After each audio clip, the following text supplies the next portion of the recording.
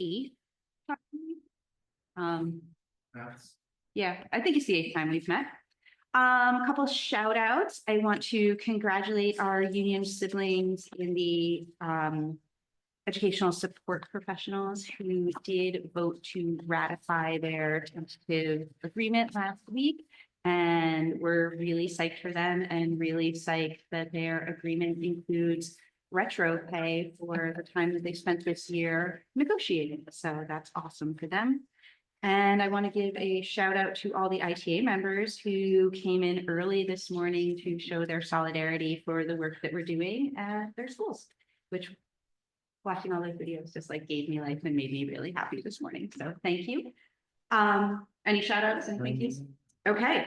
Some rules of the room for people who are watching. Just a reminder that we have a couple of note runners. Emily, we have another note runner, and Julie are note runners.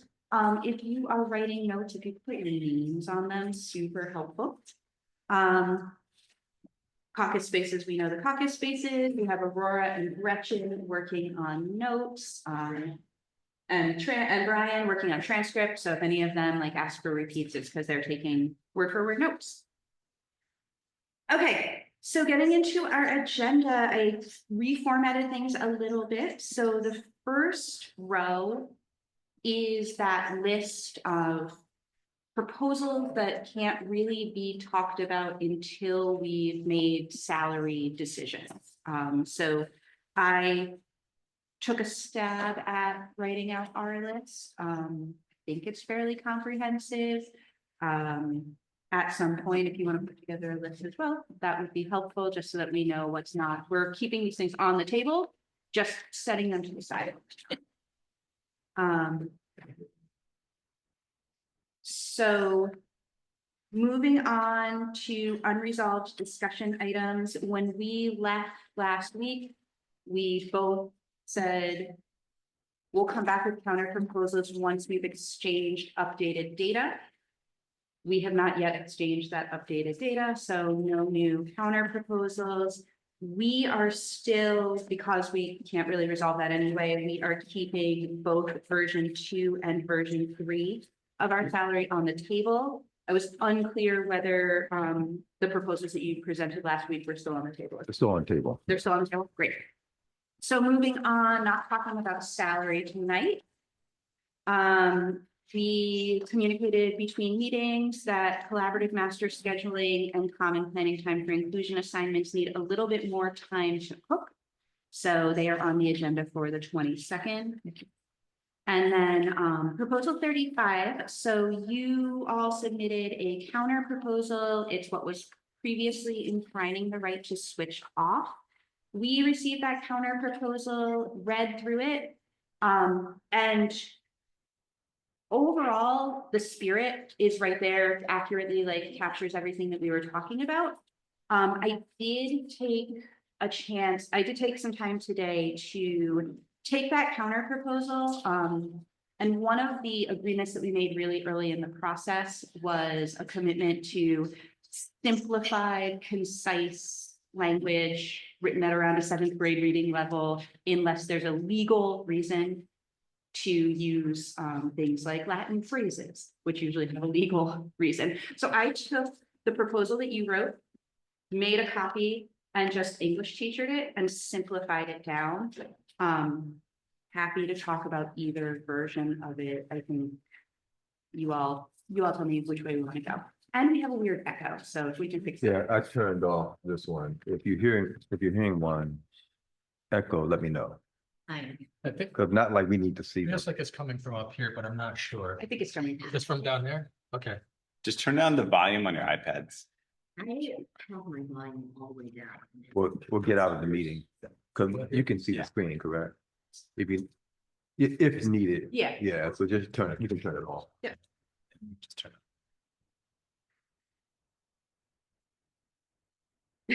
But you want to see these focus. I'm watching myself.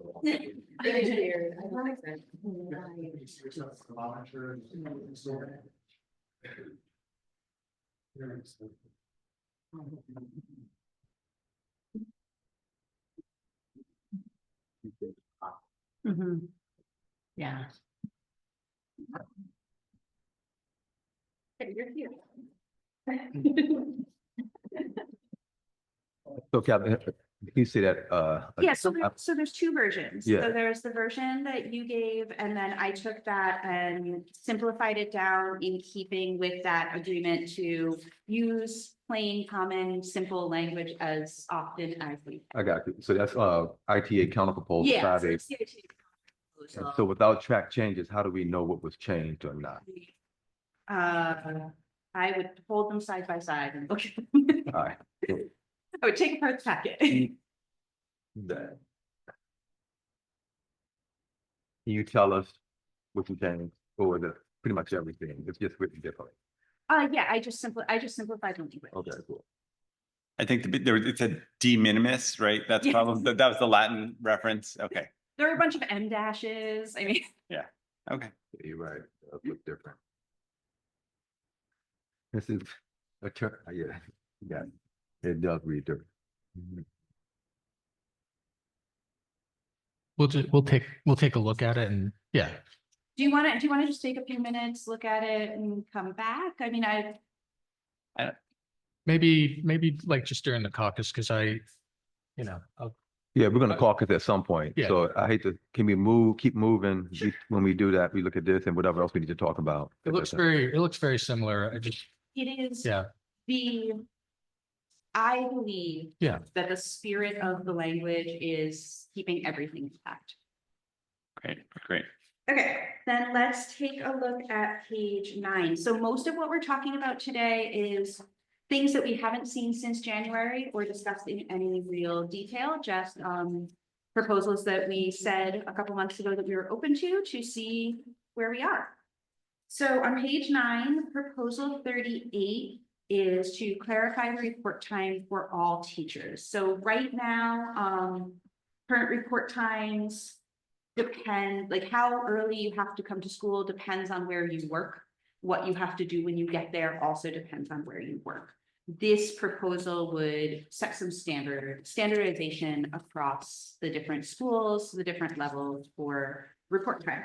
So what it says is that each teacher must be in their assigned building 10 minutes prior to the start of the student's school day. Teachers are not restricted to being in their classroom during this 10-minute period and can use this period for any tasks they deem fit. If teachers are assigned a supervisory duty that takes place during this time, they are exempt from additional supervisory duties later in the day. Itinerant teachers who work at multiple buildings are expected to arrive at their first work site 10 minutes prior to the start of the student's school day. These teachers are exempt from all supervisory duties daily. Their schedules must maintain a daily preparation period, a daily lunch period, and accommodate any time required for travel. And that last piece about the itinerant teachers is in keeping with what we already have about itinerant teachers.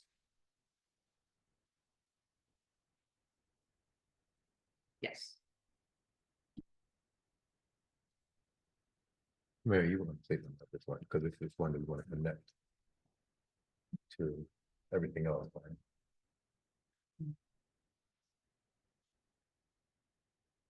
Yeah. As we're thinking about some of our other conversations, again, the conversation is important, and we're thinking about the proposals that we've tabled. We see this one connected to it in some ways, so it's difficult to talk about this when we know we need to come back and talk about the length of school day and some other things. So how do we move forward now? Do we table this one too? Yeah, I would suggest tabling this one. There's nothing alarming or that I disagree with, but I think it might be redundant, or as we're just thinking about the next revisiting proposals. Okay. Yeah. Okay. I agree. I think having a consistent Yeah, that was one of the things that we did with Time Wednesday frame. meetings to set that consistency. Having the consistency definitely helps people feel like they're doing all the job is very, very different, but at least some ways we can make it similar and feel similar. but tabling it until like just moving Yeah. it to that first Yeah. list of, we have to figure out salary first. Okay. Proposal 57 It's 10 minutes. to the- is. We've talked about it a little bit before, and this was one that we said most of it is very much in keeping with what we already do around, or what we've done really successfully lately around teacher input to curriculum. There was some professional development pieces of it that we wanted to wait until we resolved Wednesdays, but now that we've resolved Wednesdays, seems like the time to come back and talk about it. So we're on page 11.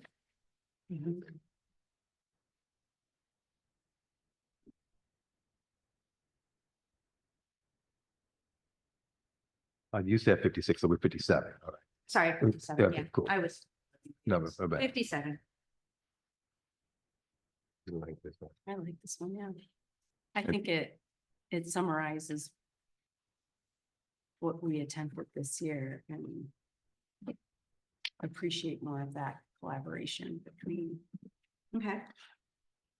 I had like one clarifying question under compensated professional learning. It says teachers will be provided with 3 to 5 paid professional development days annually to engage in training for new curriculum and implementation. So that could include during is that beyond the school, the scope of our, or is that like a summer or an extra, like, So one of the things that Mary and I have talked about extensively in the past like year or two is there's never, with professional development, there's very rarely one model that's going to work well. oh, I for agree. Yeah. everybody. Yeah. So we kind of left it as 3 to 5 paid professional development days, could be PLC days, Got could it. be Okay. release days, could be summer offerings, could be after school. Like, Understood. we're open to the flexibility on that because we recognize that having it be flexible is really helpful. Just keeping in mind that if the professional development is required for everybody, or if it really, to be effective, like we need to have really, really wide buy-in, that's so much more appropriate to do on a PLC day than as a August workshop, just because of people's availability. So understood. And I agree. Yeah. The clarifying part of the question is then just, it says, will be provided with 3 to 5 paid professional development days annually to engage in training for new curriculum implementation. So should we just a manner of how we tie it to what training goes to new curriculum? Just think about the conversations you and I have as like, how do we categorize it? So I just think it'll involve some planning and thought of, just so we know that, like, if we're saying in our contract, this is what counts. Is it every teacher gets it every year? Or only if there's new curriculum, and then how new is that curriculum have to be for implementation? Those types of things. I think in this case, the use of the word new would be the thing that we would Okay, so focus then- on. So although you're bringing up a good point, so the reading curriculum, like I want to call it Amplify, I want to call it magnetic reading, and Sure. I don't teach it, so what is the right word? EL, a K2 curriculum, EL, Yeah. or are you thinking of what's the M three five? class? M Or class magnetic or reading? magnetic reading. So magnetic reading is new curriculum for 3-5. Right. For all 3-5 this year. It'll also be new curriculum for new teachers next Right. year. So there is like that little piece of but I think how we Bless support you. new teachers is different. I think this is when we are adopting a new curriculum wholesale. That's where that investment in the professional development for everybody needs to be. Is it, yeah, so maybe there's just a way that we could point to that linguistically, like, just because otherwise it could be interpreted as anytime someone has to do new curriculum at all, like whether it's a shift in a standard from the state or a shift in what the district is asking folks to teach.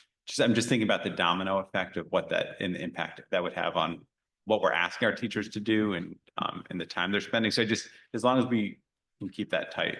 So. Yeah. I like the It's title. also saying people moving grade levels, but I hear what you're saying. Yeah, yeah. Like, could it be for district initiated curricular shifts, something like that? yeah, what if we took 3, and it's gonna be 3A. And added, when the district first implements a new curriculum, teachers will be provided with 3 to 5 professional development days. Mhm. Yeah. Okay, so let me just write that down. Although Jake is probably writing it down as well. And then, yeah. And then indicating the flexibility of how and when those are delivered could be a combination of PLCs, could be a combination of a half Yeah, day here, which is what the look at the next. one. ongoing support, yeah. Well, that's for ongoing support, so that could be construed as, again, I don't disagree with any of this. I'm just trying Yeah. to get out ahead of the conversations we might have in a year or two. Yeah, I think that this gets at all of that. And if we have to parse Okay. language later, they're like a little detail like that, we can definitely do that. But are we overall good with this one with that change? Just a question on number 4, the feedback, under the guise of everything's good until it isn't. Feedback will be used to refine pacing guides, supplemental materials, and professional development offerings. What happens if the feedback is partially implemented or implemented not to the degree that ITA wants it to? Is there a recourse for that? Is that a grievable item? So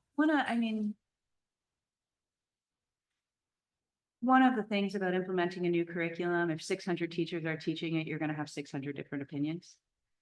Mary, you're already engaging in this kind of feedback. Can you speak to that a little bit?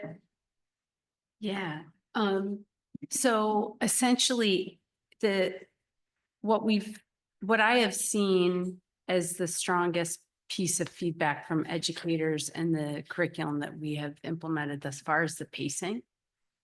And I would say in the case of really great reading and Eureka Math Squared, wanting time to review the guides, the pacing guides, and prioritizing content over that's a unifying theme.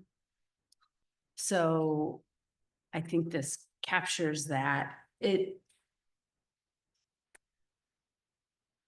One of the feedback loop that what isn't captured here is sharing that feedback loop as an administrative team. So that was something we did differently this year with Eureka Math Squared based on the feedback from educators.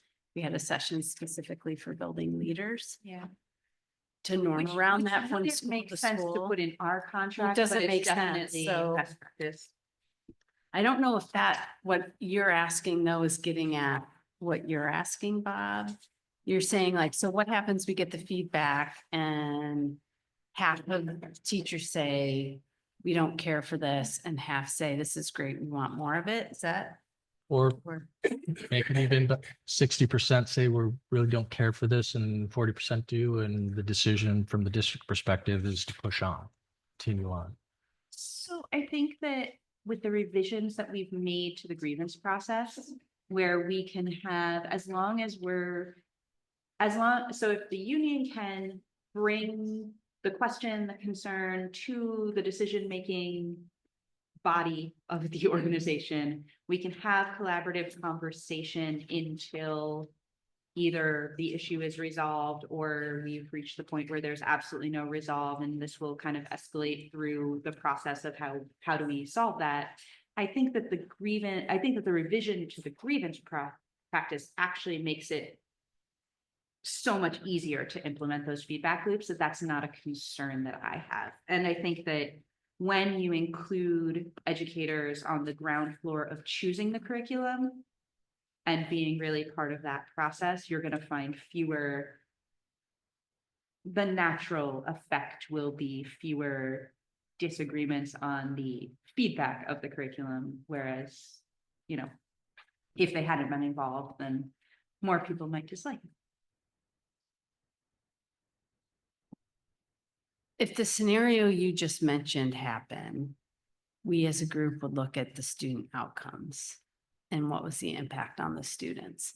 So we could, and go from there. Because there might be, based on the curriculum, there might be portions that are serving students well. Yeah. and portions that aren't.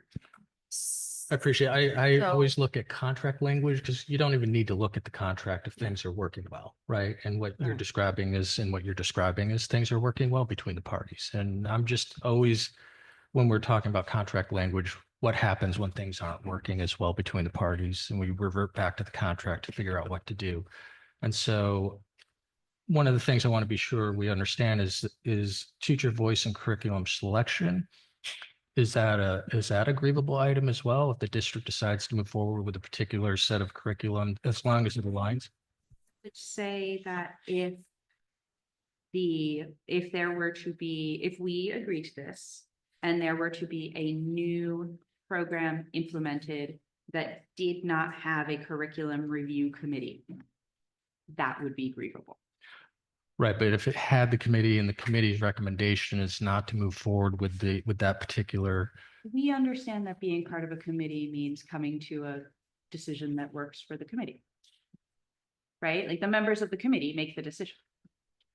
And the members of the committee for the teachers, we just say we need to have teachers on the committee. We don't actually, this is not dictating who else is on the committee. yeah, I hear you. I think it's the Board of Education's prerogative to ultimately decide curriculum. I hear what Bob, I think I get what Bob is, what you're saying. There is ultimately a decision made on any curriculum, and the committee does not have that authority to make that decision. Ultimately, it's a recommendation from the superintendent that's then approved, and then the resources allocated by the Board of Education. Right, so what we're saying is that similar to the way that we just implemented our new reading curriculums, before the superintendent makes that recommendation to the board. Right. Teachers should be involved in the process of selecting. And it would never, I can't say it. I wouldn't recommend something to the board that the committee did not. However, there could be someone else in the seat that would. Would that be grievable? I think that if there weren't a committee, then yes. If there were a committee, I guess we'd see that, if there were a committee and the committee were handled terribly and everything went awful and everybody's unhappy, then we wouldn't want to stand on, well, this wasn't grievable, so we can't talk about it, right? Like we talk about it. We don't want our educators to be unhappy. We want to make the decisions collaboratively. Yeah, it's almost like a hiring process. The committees make recommendations to the superintendent. And at times, on occasion, the superintendent may make a different recommendation to the board. Yeah. In this case, with curriculum, if the superintendent made a recommendation to the board that was ultimately approved, that was not the recommendation from the committee, is that grievable? I get people be completely unhappy or upset. However, we're asking a different common question. yeah, well, there could be, ultimately, there could be scenarios which are closer, a little grayer, right? That the committee itself was split or near split, but ultimately the consensus of the committee is to recommend that we not go forward. In that situation, the superintendent may make a recommendation contrary to what the committee's official recommendation was. And then the question would be At this time, all students. the family. Good question. We've got to figure that part out. All right. Because we're putting this in policy, we got to Question figure would this be, out. at that point, would it be grievable? And I'm not certain, like there's certain things the Board of Education is empowered.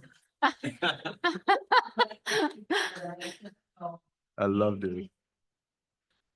You're waiting for breakfast or waiting to pick up, you can wait at a queue foyer or in front of the welcome center.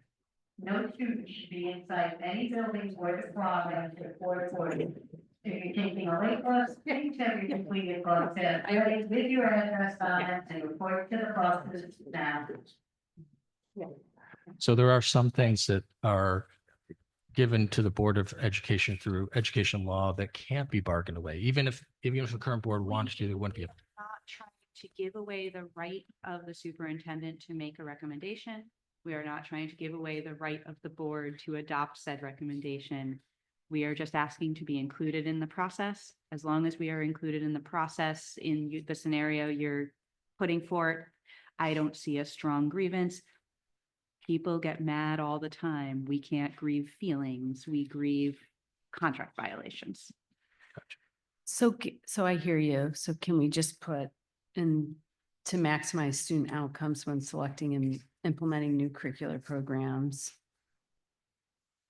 That very first line, can we just add before that? So the Um, first line of the first bullet. in Article 5.c up at the very top before that we go into this Okay. whole thing. So the we very, yeah.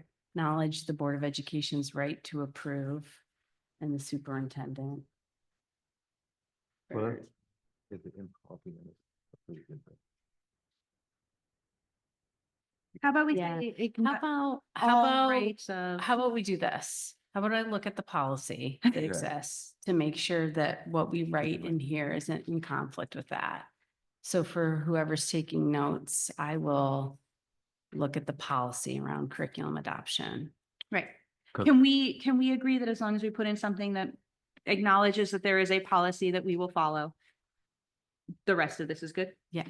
Okay. Well, And yeah. then, well, I'm sorry. And then I have to, number 5 has, I don't disagree with it, but it will have a significant budgetary implication. Yeah, I was gonna say. If we're paying, 300 teachers, 20 hours at the PD rate, we're looking at about a $300,000 So commitment. Not that I foresee us having to do this routinely, because it's, So this is why I said, let's talk about this after Wednesdays. Yeah. Do you have a counter on that one point? Either, I mean, I think it would be a different amount of hours or a different time in which to do those hours. So just for 30, this is, so there's the 3 to 5 days, and then there's an additional 20 hours, Yeah. which is essentially another 3.5 Yeah, days. Okay. So you're asking if we have a counter that would combine the two? I'm asking, with this bullet, with the first bullet in 5, Yeah, would you like that to be a different number of hours? yes. What number of I don't hours know. would you like it to be? We need to talk about what number that would be, because it would be connected to some other of our proposals, so. We're in agreement with everything except for the specifics on number 5, which we need to work through.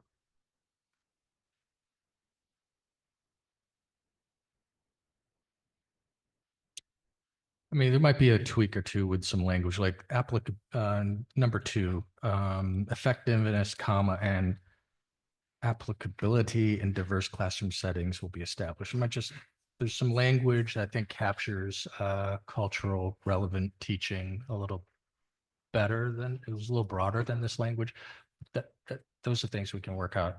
Are you revising the entire thing and creating a counter proposal, or are we just No, I tweaking think some language? I'm hearing from Dr. Yeah, Brown. I think at this point, He's because good with it. we got a lot going on now. Yeah. We need to counter, but after looking at the board policy, which we will incorporate into this, thinking about the total number of hours and how we would handle professional development in an efficient way.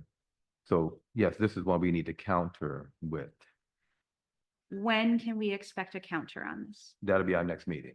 Okay, our next meeting is scheduled for the 22nd, but our next meeting with our team is for the 19th, because of the board race on Tuesday, the 20th. So can we please have any counter proposal language by the Friday before, so that we have a chance to look at it, meet on Monday, and be prepared for Thursday? So whatever that Friday is, I don't have a calendar in front of me. 16th. 16? Is that Friday? Yeah. Okay, yeah, so if we can just have all counter language by the 16th, that gives us adequate time to work with it. Okay, Thank you for your patience with that one. That's Yeah. new and different and important for us all. yep. Okay, on page 13, we spoke a while back about guaranteeing workspace for all teachers. We totally understand the space constraints of some of our schools, making it impossible to ensure that everybody has their own classroom, although we all agree that everybody having their own classroom that meets their needs is best. There were a few pieces of that proposal, though, that we felt were really important to preserve, which is why it's coming back as a revised proposal. So one of them is in one, each classroom be adequately heated, lighted, ventilated, furnished, and be acoustically satisfactory for the purpose of the subject being taught. 2, no classrooms will be regularly used to simultaneously teach 2 different rostered classes without agreement from the teachers using the classroom. If classrooms are used in this way, all teachers assigned to the space will be provided their own lockable space to store their personal items and appropriate workspace to engage in professional duties. 3, educators providing student services or attending meetings that require confidentiality, discretion, or sharing of sensitive student data will be provided appropriate space in the building as needed to do this work. And then 4 is just maintaining language that we already have. Clarifying question for number 2, 2 differently rostered classes. Like I know we have some classes at like language classes that are different grade levels with different, like, would that be included or is that? So that would be, I mean, the teacher in the class, I mean, But the if they're teacher in the teaching the classroom same- is agreeing to doing that anyway. But this could be, I see this in a couple different scenarios. This could be, there are 2 phys ed classes that share the gym at the same time because the teachers choose to combine the classes. That might be something that those teachers might be willing to do, but they should be included in the conversation before the decision is made that that's what they will do.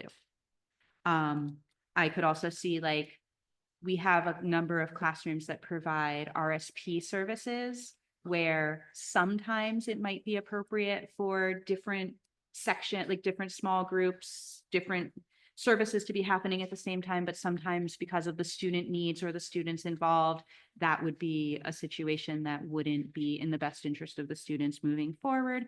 The teachers should be involved in the conversation of determining how to use that space. So that's really the agreement with the teachers when we need to share space feels really important. And I agree. I'm struggling with the first sentence there when it says no classroom will be. So is that indicating that there would have to be agreement from the teacher? The teacher would have to sign off before the decision was made? It's the regularly. No classroom will be regularly used. So like, if it happens one day, give a heads up, like have a quick conversation, but like, this is really, we're not going to schedule 2 classes in the same space at the same time for the year. And if it does happen, the educators need to be provided with a lockable space. Yeah, So that's, then we're acknowledging that it may happen for an extended period of time. I guess if we were to just change no classroom, knowing that on a rare occasion it will happen and nobody's going to be happy about it, but I get the so you wanted to say classrooms should not be regularly used to teach. Okay, that would be acknowledging that on occasion it will happen, and unfortunately, an administrator is going to have to make the hard decision to do this. Now, if we do this, you're going to provide you with lockable spaces, but at the end of the day, it's not grievable. It's just not ideal. okay. So it now says classrooms should not be regularly used to simultaneously teach 2 different rostered classes without agreement from the teachers using the classroom. Lockable space and appropriate workspace is really like, you should have a desk with a filing drawer that cabinet. locks where you can Yeah. put your purse. Like, or you should, or if you're in a secondary school that has lockers, like if you're an itinerant moving around kind of teacher, like you should have a locker. Just a place to put your purse that's not your car seems really like a reasonable thing to ask for. Question. So how, with the 2, back to like the 2 different roster classes. So I guess I'm just curious how, like the prevalence of this, meaning like if we were to look right now and do a snapshot, how many applicable cases we might have? Because I'm just trying to understand the scope and the implications on class, just the number of spaces we have in buildings and whether this is even feasible. I think you'd really, I don't have the exact number. Yeah. You'd really want to look at our crowded elementary schools that provide a lot of special services. that's really where we're seeing this as the area of most concern. So it's not, it is a hugely significant impact to the people in the situation, Sure. but it is not a problem that like, it's not a problem that affects tons and tons of situations, but to the situations it does, it is really a big concern. And then like, if I was providing, like, let's say I was providing speech services to students at different grade levels at the same time, is that differently rostered? That totally depends on how the roster is built. That depends on how the services are being provided. Well, I mean, they're not necessarily going to be, But the teacher was involved, but the teacher should be involved in the design of that anyway. presumably, but maybe someone new comes in and they weren't, like, I'm just trying to flesh out all the downstream elements of that. I mean, in that case, the teacher's gonna be involved in that. Well, but sometimes like If you're providing the same service, just because the kids are. There's It's so differently many rostered, elements of it, like. differently rostered has a specific implication and connotation. So is there that's what I'm trying to flesh out. Like there seems like a lot of Yeah, applicable. At the end of the day, it's gonna be a scenarios. conversation about what those that. Yeah. And that's what I'm hearing. We're gonna have a conversation which should be happening. Yeah. If there are multiple rostered, however we define it, young people, Mary, do we roster services like that? that's what we're gonna. Yeah, that's what I was What I was wondering. gonna ask, it's a real school tool poll reporting question, so I'm thinking of a believe so. scenario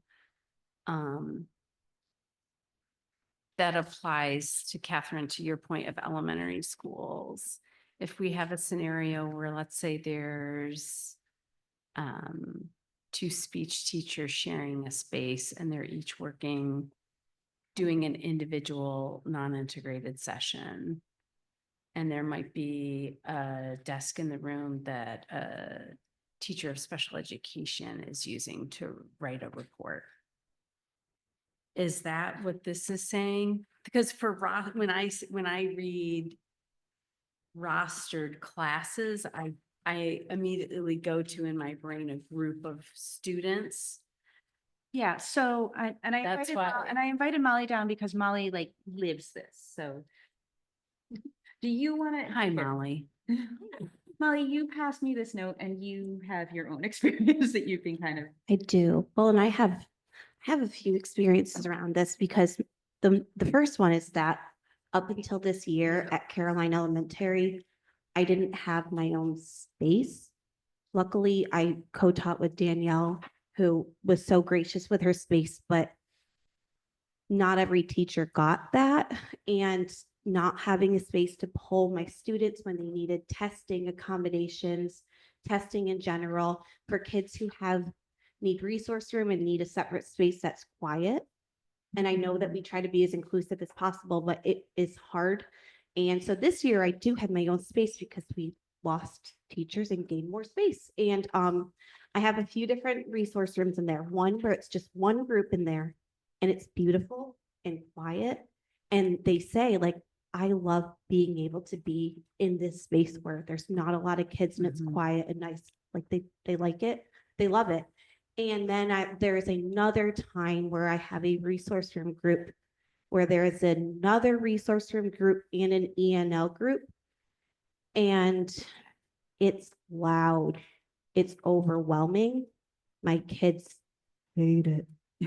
And what's tricky is that everybody has their materials in that space. So it doesn't feel equitable to ask somebody to move their things. My day's so tight that in order for me to think about moving all of my reading, teaching materials that I share across my grade level groups to another space would eat away our resource room time that's already kind of eaten away through transitions. Right. And it's the same for the other two teachers, but it's not a great learning situation. And we haven't been able to come up with a solution because those are the spaces we have. So essentially, there's a flexible space in the school that multiple providers need access to at this moment in time based on the services of the students. Yes. Yeah, Right. and That's the problem we're trying to. that is the problem we're Solve. trying to Okay. address. That is, yes, and thank you for That- bringing it back to what is the problem we're trying to solve? The Right. problem we're trying to solve is exactly what Molly just described with 2 resource rooms and an ENL all happening simultaneously in the same classroom. That is the problem that we would like to solve. Now, you brought up the scenario of there's a resource room, but another teacher who also shares the room is working at their desk on a report. Totally okay, because they have a desk. Totally fine. It's the multiple classes in the same space that wasn't designed for that. And I heard Zach's example, unless I misheard you, where it was one teacher with multiple grade levels of students, like 2 or Yeah. 3 students. That's going to be different that because different? that's going to be different because that's like that. Are we looking at like Sabina's like German class? be, yeah. Sabina's the teacher. She has Usually the really yeah. specialized. Yeah, thing. she's doing the, she's really the person orchestrating all of that. There's one teacher, the students are all like attending to the task and it's all differentiated, which is wild. And I am in awe of the fact that she does it, but Different conversation. different conversation. That's, yeah. I got a question. If, let's say we agree to all the language here, and I mean, the situation that was just described is one that no one wishes for. Right. And when that happens, it's out of necessity. Yeah. And it's out of a significant limitation on space that would take, having sat in a meeting this morning where we were talking about capital projects, would take a decade to fix as far as adding spaces, or at minimum, adding a trailer, which would take a couple of years. So if the situation was to occur again, with this language, the fix would be what? Right, like what would be the reasonable resolve?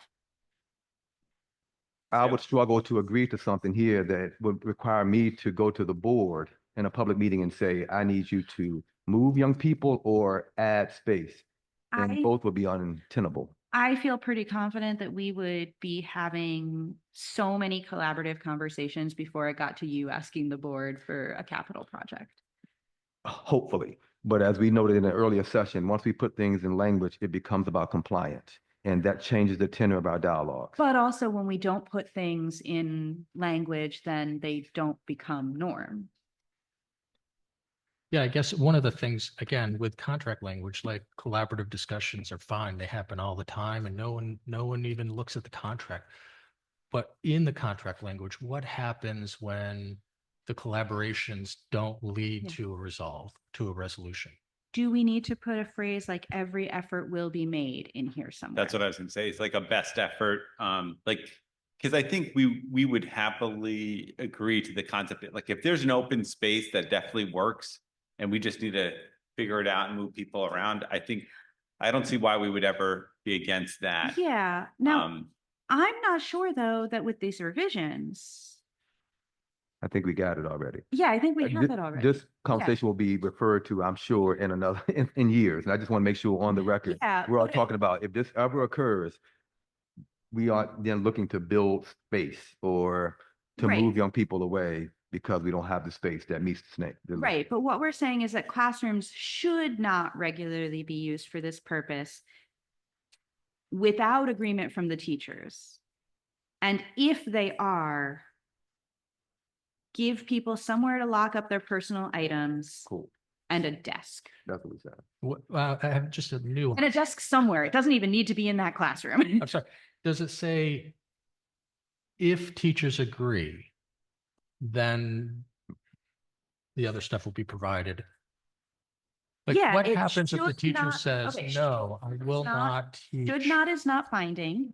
We're not saying must not, we're saying should not, which already leads us to, we know it's best practice and not always possible. Right, I mean, should not. We're debating with an attorney now. Like, that's why I'm looking at, Should not, that yeah, word is important. look, I appreciate if what you're asking is that the final decision rests with the building principal.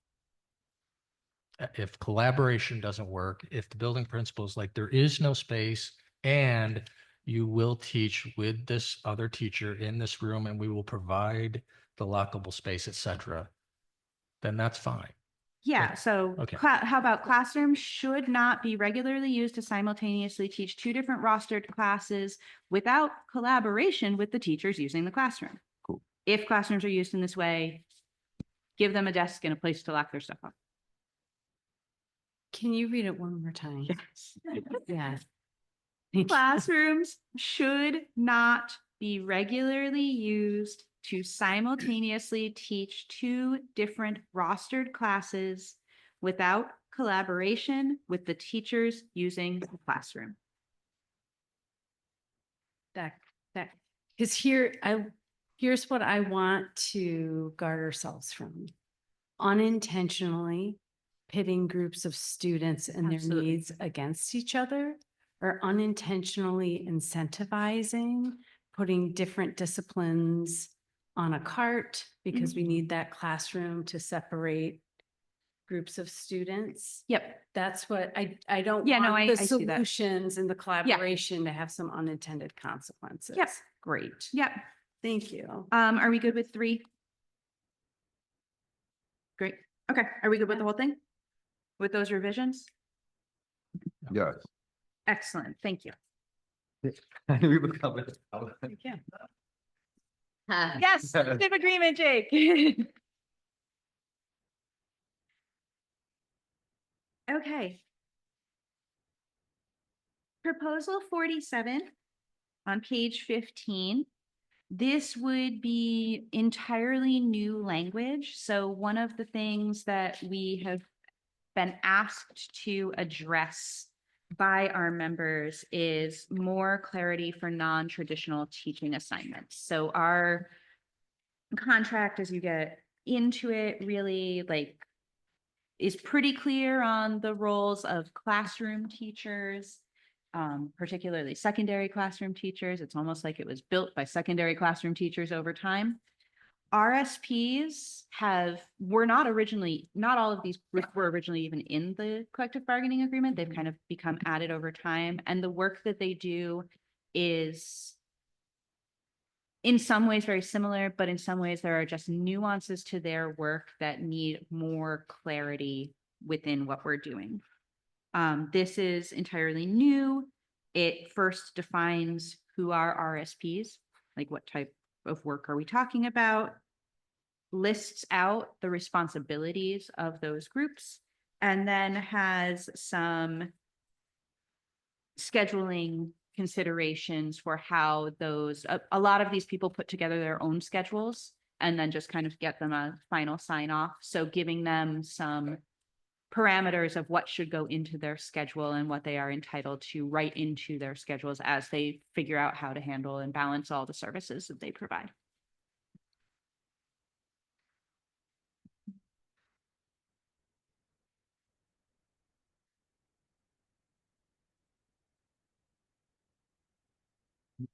This is what we add up all the time, right? Yeah. Yeah, we just want to be clear about the amount of time. In addition, yeah, Zach, what was the So, number we got? so I was just trying to, now, obviously, we already have language about time for teachers in terms of prep time, but just doing the math on this, because there's additional asks such as time for Medicaid, billing, time for evaluations, reports, and makeup sessions. And then a 1 period a day must be preserved for preparation of their tasks. And then there's also 30 minutes for completing paperwork. There's also 40 minutes for lunch, understandable. And then there's also completing accurate, timely therapy notes, another 30 minutes a day. So cumulatively, we're looking at something like 2+ days or 11 to 12 hours a week of time. That's the ask? Jake Sort is of the- non-student time. Jake is about to give you all a handout I because need Great, Jake about great. Jake has been working on this for a while. A lot of this is our RSPs are already doing a lot of this. Sure. In their schedules anyway. So most of it is actually just putting into language what they're already doing. But the difference is codifying a prep, defining it differently, and then adding paperwork as essentially another Yeah. prep. Yeah, Medicaid because billing as another prep. and many of our RSPs are already doing that. Understood. Yeah. That was my question, how the 3-1 model is interfacing with this proposal. So you can speak to that a Yeah. little bit. Just remind me what what model is. Oh, It's great. written a minute ago, so I had to catch up, I'm sorry. Yeah, so so 3 weeks of direct service and 1 week of indirect, with the 1 week being time for some of these components, makeup sessions, for example, for students, and that gets more at how we're writing it on the IEP. And of course, there are talented speech teachers who are here in this room who could speak to this. Okay, and okay.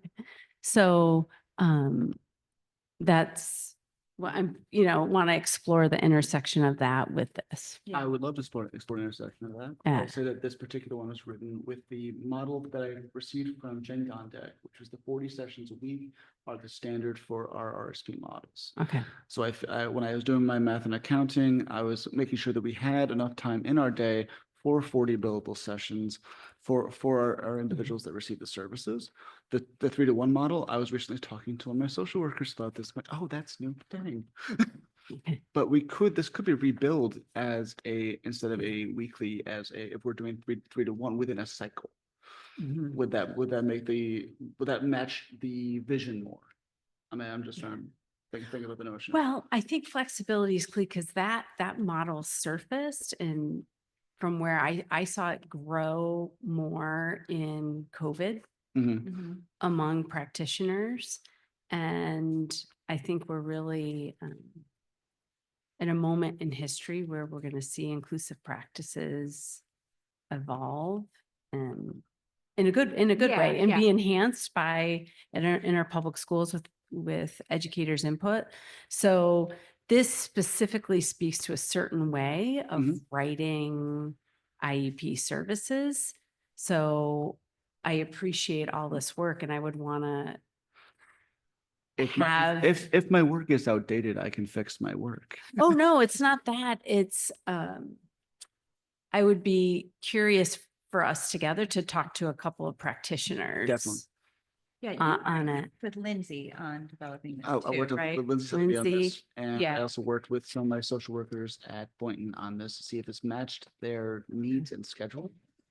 That having that, because like most of these things came out of a twofold notion of having the clarification of knowing what I have to do with my day, and also Right. like having the time to get that paperwork done that is the ever-present Yeah. monkey on the back. And I do think that, agreed, and I do think there are differences I would want us to acknowledge between elementary and secondary, Mhm. because speech services, of course, can look different Right. as children gain skills thanks to the work that they do in elementary at the secondary level, as far as group services and individual. Yeah. And In this particular case, I'm just thinking of like 3-to-1 model. The 3-to-1 model is so that's 3 weeks of this style of schedule. direct, Direct yeah. scheduling, and then that would be 1 week of makeups and evaluations. Or, so sometimes, the missed session can be for a variety of reasons. So Yeah. that 4th week could be the makeup session. It could be looking at the transfer of skill and doing observations. How is the skill I'm working on transferring? So with this particular model, what we're looking at right now, the one that on the spreadsheet part, would that be for the 3 weeks? And then the first, and we could, if necessary, take some of these, like, what is the word here? How did I phrase this? The consults and the evals and whatnot out of this particular and move them Mhm. towards that 1 week. Yeah. Is Yeah, that- that's what I'm wondering. Yes, Yeah. I think that's a flexible thing as long as we're maintaining some of that time to get the work done, which is a lot of paperwork being understated. I don't want to do that. Yeah. Are you comfortable with revising? Oh, yeah, I the can proposal? revise. Oh, I got this. Don't worry. So then why don't we counter on this for our next time? Jake can connect with some of our elementary folks And you as and I well, can and you two can connect and we can work on a counter for Um, this. You had said, and I understand many folks are doing this already. Some probably are not. I'm trying, I know we could probably, we'll have to look into this more. I'm just curious about the impact on staffing. If we were to go to this, what would be the shift? Yeah, And the reason I say that is, we've talked a lot about, recruitment and retention, and special education in particular is an area where we have some fabulous folks. Mhm. We'd want even more of them already. So that's one of my worries. So I'd love to maybe think out that. Yeah, I think really one of the pieces of retaining great RSPs no, I don't- would be giving them I don't disagree on clarity on I wanna their be very clear, I job, don't yeah. disagree with that at Yeah. all. I'm actually just purely curious about how we could best project out Yeah, the FTE needs that would be associated with this, so we have a really strong understanding in mind of what that would mean. But I do yeah. hear you I on mean, that. do hear that. also recognizing that IEP needs are always a moving target because they're reflective of the kids who you have at any given moment of time Yeah, which makes those sure. projections Sure is. hard. But I think that would be the kind of information that I would have, like Jen and I would have talked about that. So Mary and Jake Yeah, getting we can together look and into it. tackling that Mhm. question I will don't- be. I'd also like to point out, I'm sorry. Go ahead, no, go ahead. That like the 40 sessions is a possibility. That does not mean that they would have to have that number of sessions. They could, and I have heard talk from my assorted friends. I work in special ed, so I have lots of RSP folks that I consult with all the time. And we kind of squeeze it in between things sometimes. And like they're looking for more push-in supports and more time to be in classrooms and helping out as opposed to the sessions. So like having that flexibility of like, I designed this more as this is what they have to have, and the rest of the time is like what the needs of the students are and what the needs of the special ed department is, Mhm. if that makes any kind of sense. Yeah. Yeah, I appreciate, I don't read the student session to mean integrated or not Okay. integrated or specify Yes. on that, or even that it could be a group, it could be a small group. Yes. Okay. Right, yeah, mostly this is kind of defining the non-student facing time. We intentionally wanted to Yeah. leave the student facing time really flexible and open because these positions require that level of flexibility. But you're gonna collaborate, you're gonna bring some folks, it'll be great, and we will have a jointly probably envisioned counter for the next time we meet. It was nice to Thanks, see y'all. Jake. Toodles. Thanks, Jake. Continuing the conversation about RSPs on page 17, proposal 11. We currently have, this is a perfect example of where the current language that we have reflects the classroom teacher experience and does not reflect the RSP, but we actually use RSPs for overages frequently.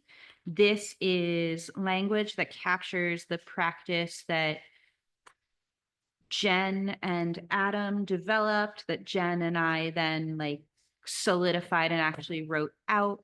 This is many, many years of practice. This is how we have done FTE compensation for overages for RSPs. It also captures into language what has been confusing in the past of when does an overage as a short term, when is it a timesheet situation versus when is an overage an FTE adjustment situation. And we have in the past used the semester mark, then the anticipated vacancy lasting 90 days as the difference between when are we doing it as daily timesheets versus when are we doing it as an FTE adjustment. So this is really just what we already do.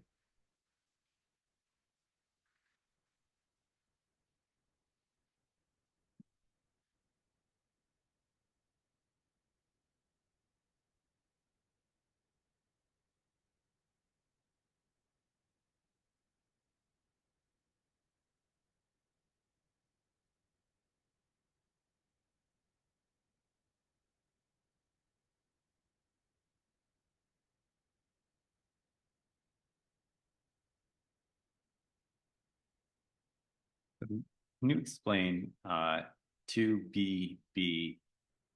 Service providers who take an extra assignments will be compensated at a rate of 0.01 FTE for every 15 minutes of service they provide. Service providers will also receive an additional 0.017 flat rate FTE adjustment to compensate for preparation and reporting time for all additional services or services. So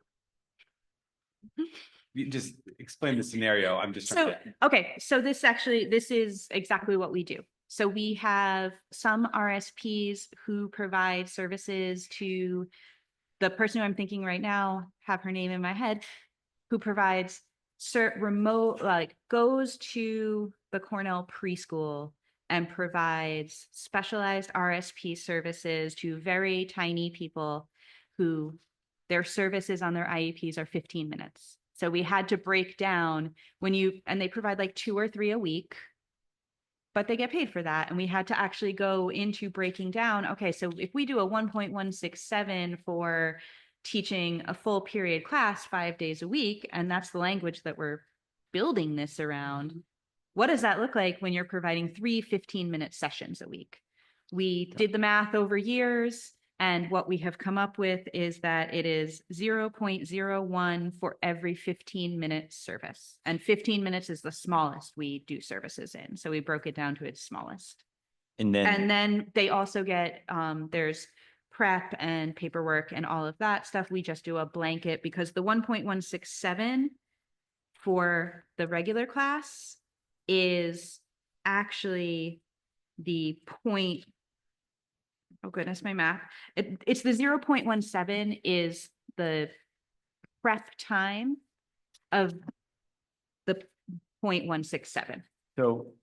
so, if So it's someone 0.15 for a class, Right. 0.017 for the prep associated with the class. So if let's say there's 3 small humans that I go work with during the week that are additional beyond my 1.0.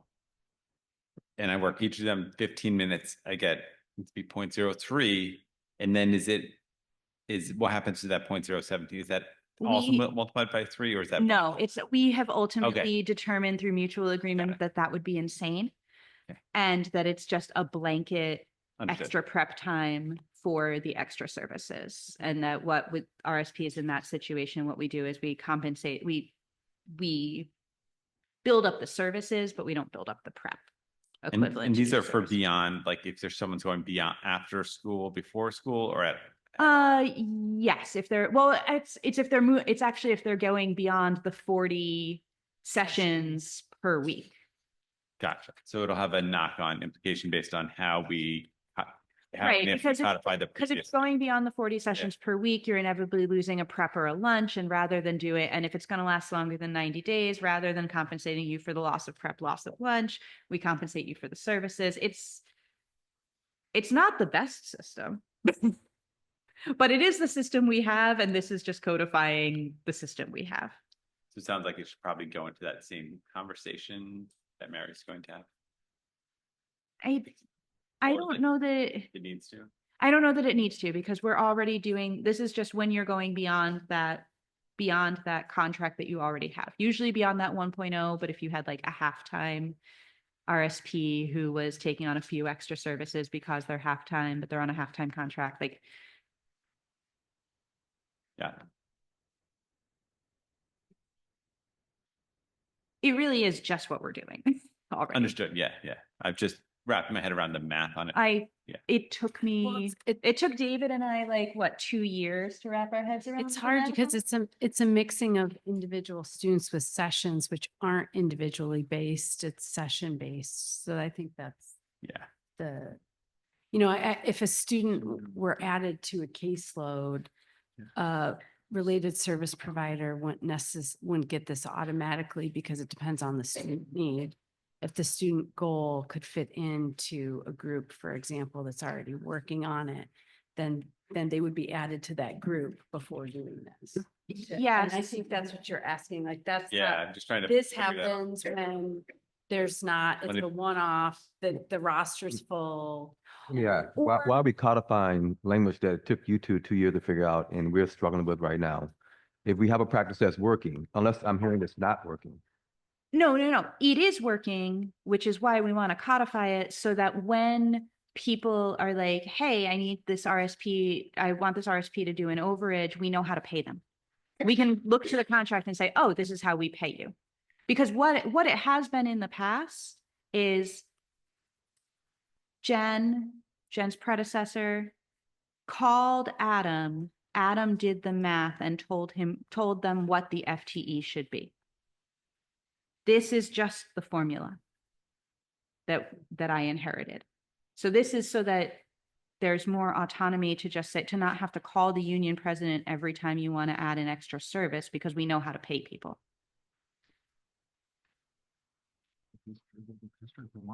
Do you want more history? David can give more history. I don't know. I'm just struggling with whether or not we know how to pay people, because it seems like a lot of smart people are struggling to. No. This is how we do it. All right. But let's talk in our All right, caucus cool. about it. Yeah. Sure. I mean, what happened here, there was a situation with an RSP a couple of years back, which required us to do research, work with Jen Gondak, figure out what are the number of services that are generally expected out of our providers in a given week. Through that process, we came down to a formula, and then we have been using that formula since, whenever this problem then comes up again, right? We keep referring back to that initial resolve that we made on the first round. And the formula was based on the years of going back and finding out how did we pay people in this situation, and like going back and looking at it, and that helped us determine the formula. So we make adjustments to the length of day or class. If we make adjustments in other areas in the contract, this won't affect this formula? No, because this is always people teaching overages. This is always people teaching beyond a 1.0. So Oh. even if we adjust the length of the day, we're not going to adjust what is a 1.0 for everybody. Well, it would add sessions. Yeah. In theory, if the length of the day increased, you would have. Okay, seven, but right? this is still when you go beyond 1.0. Just for RSPs. For ours. There's a separate, Well, the Section. first one is for classroom teachers. That's just keeping it the same, All right, we know that. right? Like we already have, Yeah. the blue is new, and in BA, teachers who take on an additional class assignment, like that's just, I changed the wording. So that's why I put it in blue, but it's exactly what we have already. Maybe it's just, I'm humbly asking, in recognition that it took y'all 2 years to figure this out, give us at least a caucus to try to figure it out, but I mean, it may take a little bit longer. I hear you, and it's Yeah. making much more sense, but I kind of need to sit with it for a second. Yes. Yes. Do you want to caucus now? You have a couple things that you wanted to caucus on. We could, Probably along now. How many more we got? it's 5:12. We have.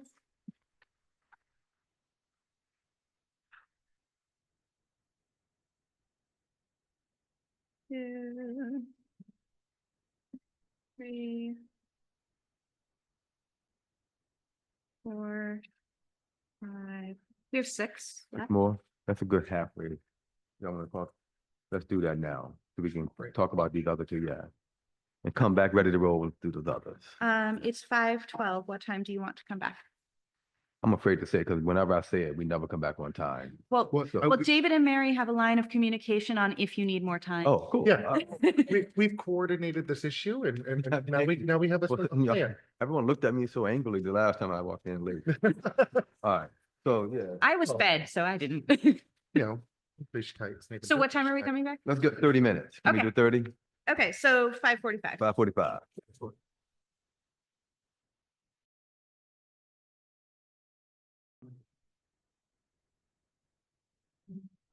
Let's roll. Welcome back. Yeah, Yeah. you tell us where you want to go.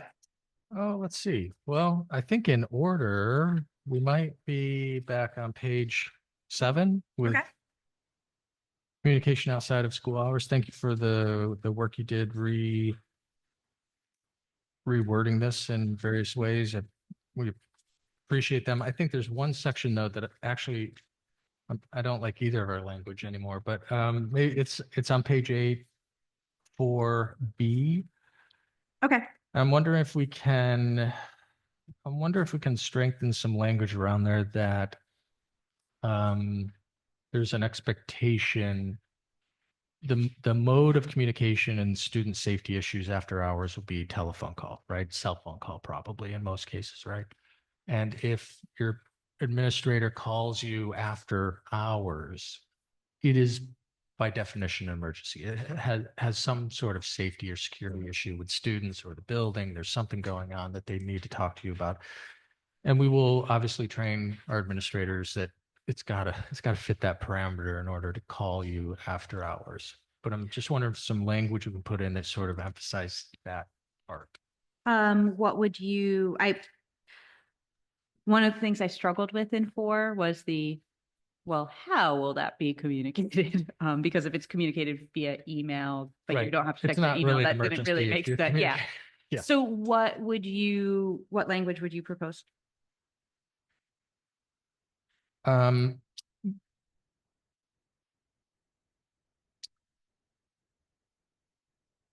I think maybe if we say in cases where student safety, et cetera, are at risk and require teacher awareness or involvement, the mode of communication will be,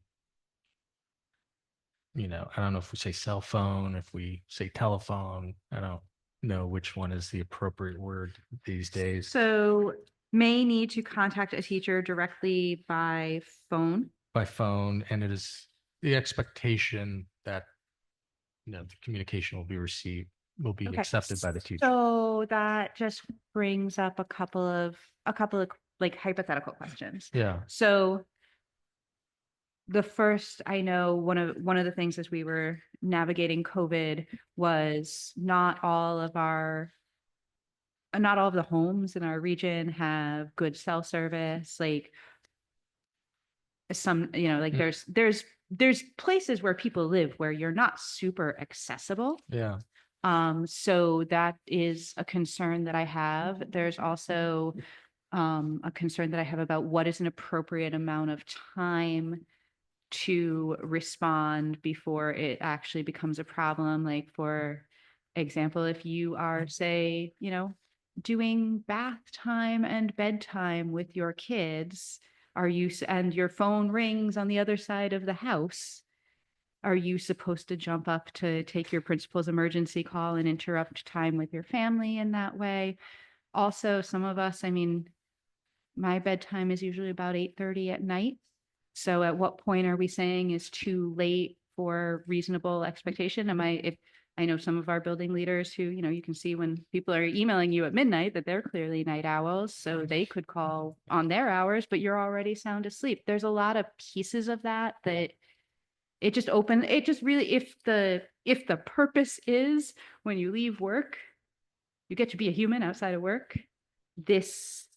Yeah, I think we agree with that in terms of all the other communications that really they may feel important to the administrator or to others, but they're not, but I'm trying to figure out if we can have some expectation around student safety. Like there is a direct, like we need to talk to you right now because we have just discovered the student didn't get off the bus and you were the last person that had the student or something like that. Like, in a situation like that, where and these are all terrible scenarios, Yeah. no one wants to think about them, but a teacher put a student on the bus and the student did not get off the bus, or the student got off the bus but didn't arrive home.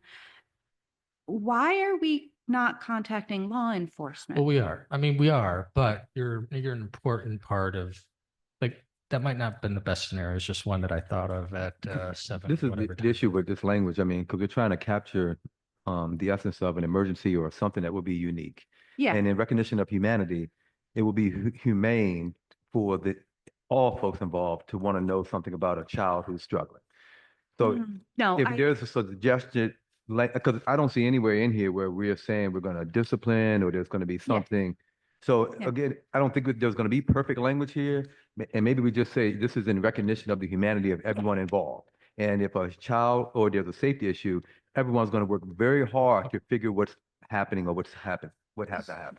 Absolutely. And as someone who viscerally remembers the experience of walking into my office, into the school office, to find out that one of our former students had been killed in a car accident the night before, I would have loved to have gotten a heads up on that. So I feel it, I hear it. I think that I think that to add, like, we need to ask the question.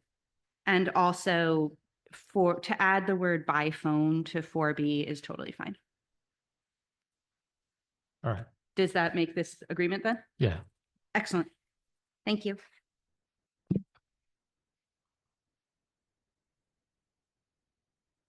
Okay, we moved 38.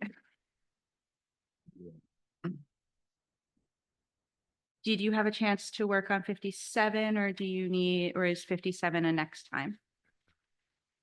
That's the next time. We would like a little more time on 57. Yeah. Yeah. Yeah, number 5, then. Okay. We agreed to 26. The proposal 47, page 15, is that for today or for next time? Oh, we are countering. Never mind, your meeting with Jake. Got it. One was, yeah. Yep, got that part. So Sorry, then we're forgot. at Proposal 11. Yep.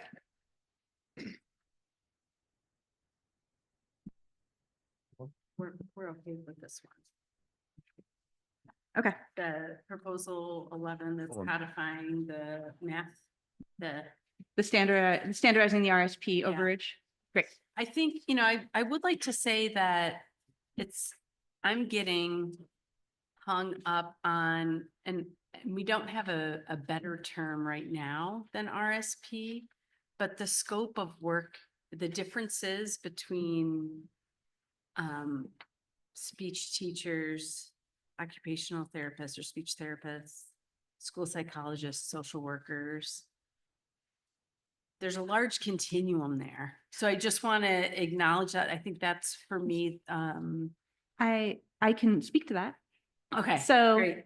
in the New York State United Teachers world, in our union, we have two groups that I often interchange the names. We have our SRPs, which is our school related professionals, which is the blanket umbrella term that we use for people who in our school are both in the ESP and the EA units. Okay. We use RSP for all of the educators in these particular, in the list that's listed on proposal 47 is the list that NICET uses for RSPs, which is why we're like, oh, well, don't give it a new term. A term already exists. Mhm. Okay, so we're good on that. Note takers, proposal 11 is a tentative agreement. Yeah. Okay. Jay. Jake had to take Jules home. Oh, Jake will be back. all right. We will tell Jake when Jake Yeah, gets back. thing, I know, we all looked for Jake and Jake had to take Jules home. They are a one-car household, so. Okay, page 19, we are on proposal 40. This is one that when we went back and looked at our notes, we were unclear on whether we actually tentatively agreed on this in January or whether we needed more did. discussion. We did. We did? Okay. Great. Okay. Proposal 46, Nancy, why don't you come down in case, because you've been working on this one. And Lauren's been working on this one. So this is a new and interesting idea that we're really excited about and recognize that its newness may make it take some collaborative thought. We currently have some teacher leader positions in our district. We have department leaders at Boynton, DeWitt, and IHS. We have teacher leaders who are similar to department leaders, but instead of organizing and facilitating department work, they work more on projects at LACS. Awesome opportunities for leadership. There is extra work attached, there's some extra money attached, but really they're leadership opportunities. At the elementary school, we do not have something of that nature. And what we've been finding is we have a piece of, hold on, back up. A number of the things that the people in these types of positions at the secondary level do are things that are more administrative tasks. They're kind of a combined like handling book orders and facilitating supply orders and consulting on master schedule. Then there's also kind of an advisory board to the principal element to it. So it's got a little bit of both. At the elementary school, we are seeing, we have no positions like this. We are seeing a lot of tasks fall onto elementary classroom teachers that if they were at a secondary school would be the type of thing that would fall onto a department leader's plate. So this proposal has a few little pieces of tweaking around the secondary department leaders, but also introduces the idea of establishing something similar at the elementary school. And that is written here as cohort leaders. And the vision is that cohorts being established by mutual agreement between the teachers in the building and the building leaders could be in grade bands, could be like a K-2 teacher leader, a 3-5 teacher leader, or could be project-based, more like LACS. We're open to creative thinking on that, but having some leadership opportunities at the elementary school is kind of at the heart of this proposal.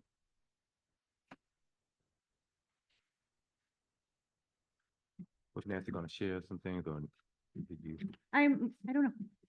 I think we wanted to, because it's so new, we wanted to hear your thoughts before we got too far into it. Yeah, no, thank you. And thank you for the additional explanation and clarification. Our blink reaction is we were not interested in establishing this at this time. Not mainly because we're in the process of looking at the configurations of our buildings. There's an RFP out. It would be premature for us to think about how we would organize now for the leadership of buildings that may change as far as their configurations. And you mentioning bands and other ways. So this may be something to be back on the table in 2 or 4 years when we come back together again. But I think it's just premature to talk now. And again, this is coming from a person who served in one of these roles at the elementary level as a teacher. I know the value of teacher leaders at all levels. I appreciate them and recognize the importance. And the timing just may not be good for us to talk through this right now. Okay. So that's my long-winded way of saying it's a rejection initially, but open to it at some other time. Okay. There are some, so we did talk about bringing this back. If elementary teacher leaders was not something that we could do at this time, there are some pieces of secondary department leaders that we might want to clean up a little bit. So we will likely bring this back next time with the focus being on cleaning up some of those pieces, and we'll decide what we want to do with that elementary piece. Thank you. Yep. Thank you. Thank you.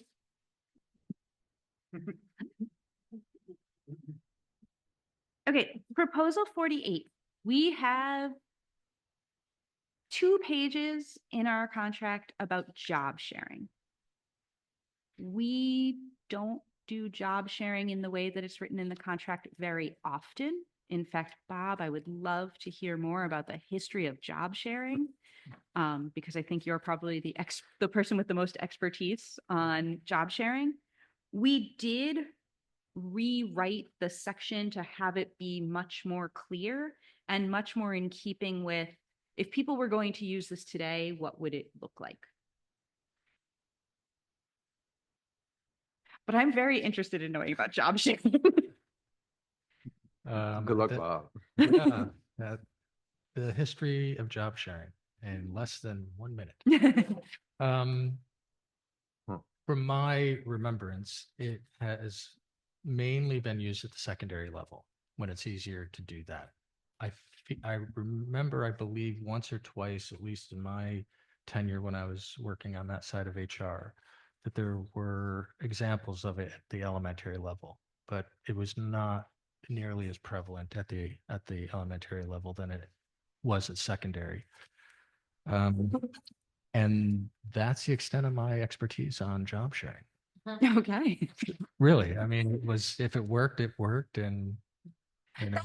I read it, I'm like, this seems like it would take the stars aligning in such a way to make this work. So I think, who wanted to speak to this on? No, we would just, because right now on the administrative team has the right to deny any request to job share, correct? Yes, I would have. Currently, we do.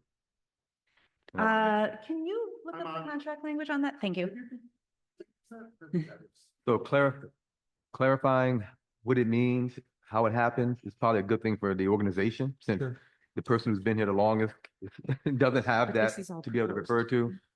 And I would want to make sure administration, or if it isn't already there, put that in there, that it can be denied or it must be approved by. So right now, it says job sharing is, this is all the proposed language and David's finding the current language. I have it. You have it too? Yeah. What does it say about that currently? Job sharing partners can come from teachers currently employed by the district. The new job share teacher will be hired in the manner. I'm just trying to look for, what does it say about the responsibilities of the two job sharers may be divided and or allocated according to a plan designed by the job sharers and approved by the principal in conjunction with the appropriate superintendent. So the plan has to be approved. Right. Mm-hmm. And then also to share a job, presumably, unless it's so convoluted that you're job sharing and then you're taking on another half FTE, but presumably you're taking some sort of leave, which if it's a personal leave also has to be approved by the district and the board. Right. So I guess, so there's a couple checkpoints there for. Yeah. for that. Cool.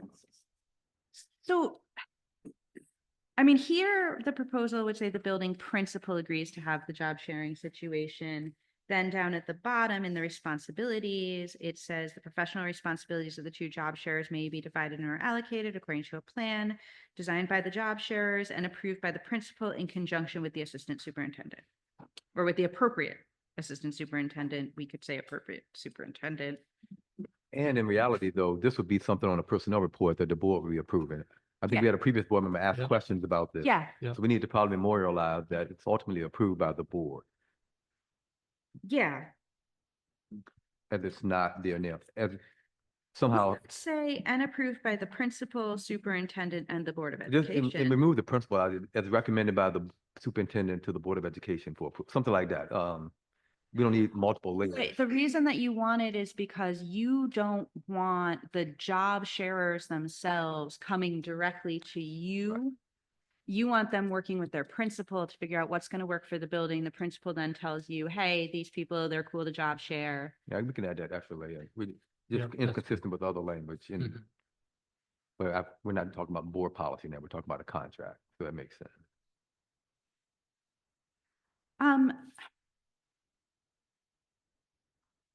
So one of my questions, because I'm always like, what is the problem we're trying to solve here? Yeah. And this is maybe a question for Zach, is when we do partial leaves, we're just creating job share situations. This, I guess, would give people, like if two people happen to be in the same area taking a leave at the same time, they could say, hey, we can cover for each other. But Yeah. like, do we need this? Maybe not. I mean, Bob was talking about the history I think what comes to mind would be in our current setup, an elementary classroom where two teachers are splitting the responsibilities, 2 days, 3 days, something like that, Mhm. or AM, PM, whatever it is, but they're managing the same sets of students.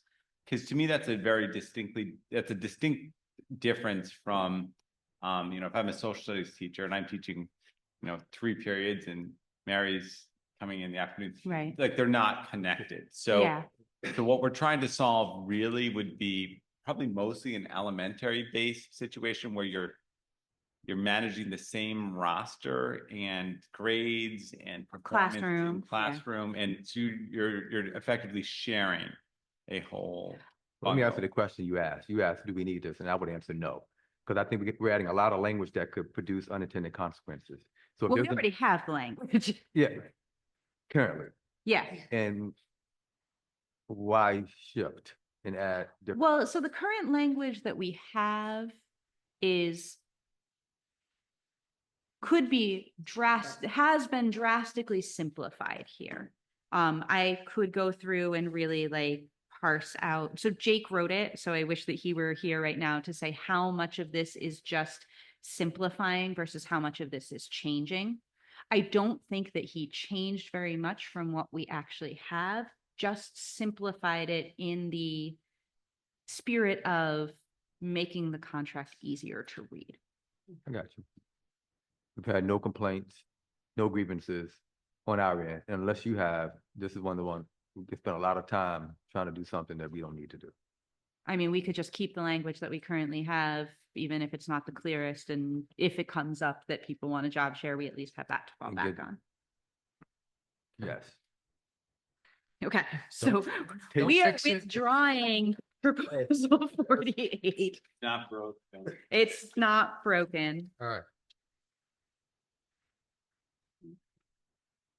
Okay.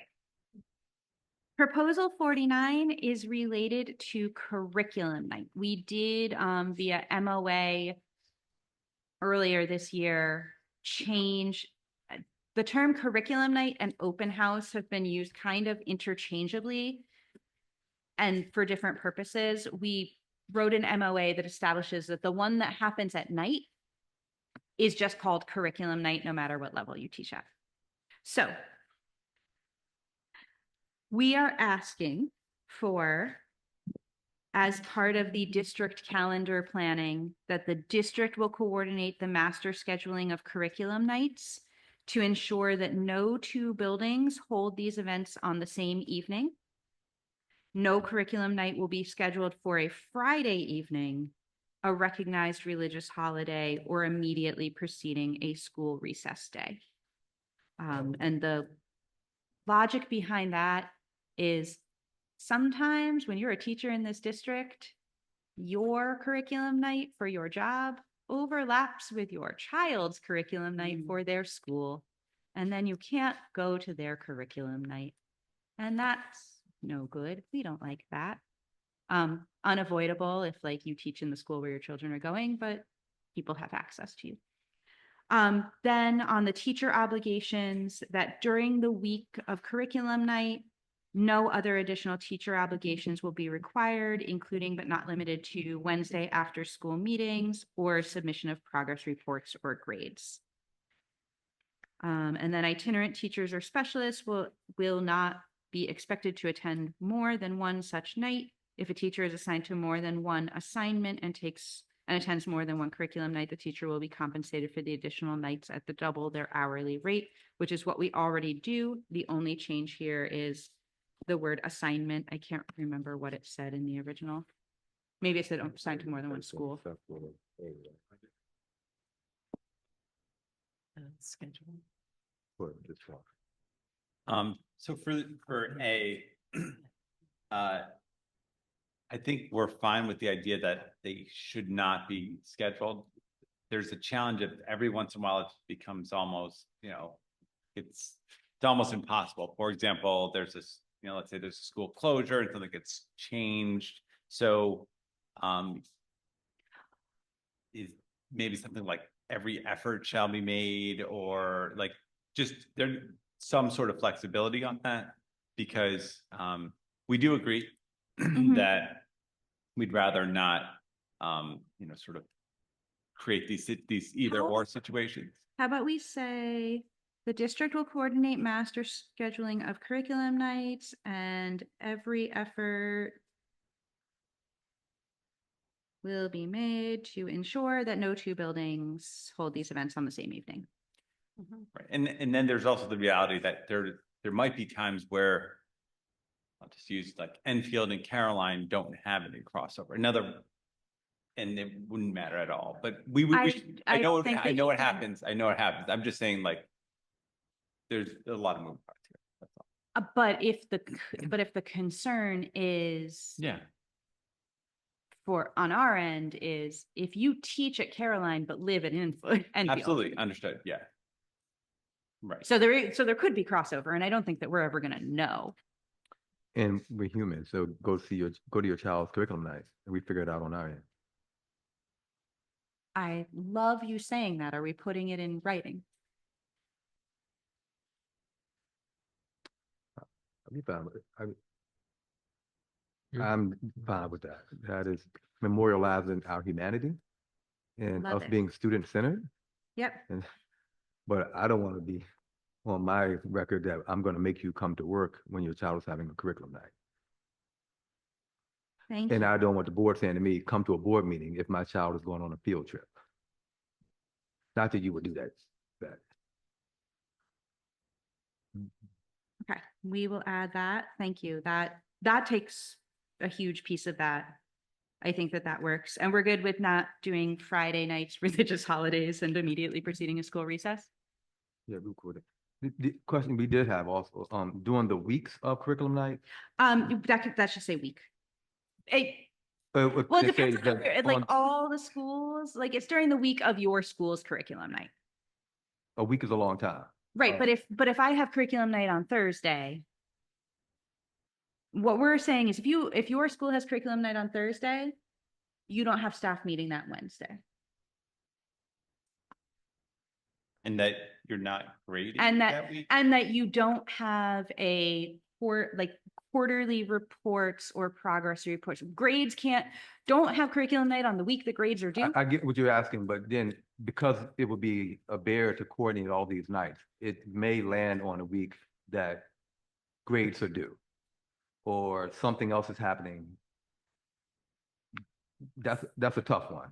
That's a great plug for department leadership and cohorts. I know in my building, we were just planning our agenda for next week for department leadership, where we're going to be starting the process of setting our grading calendar for next year.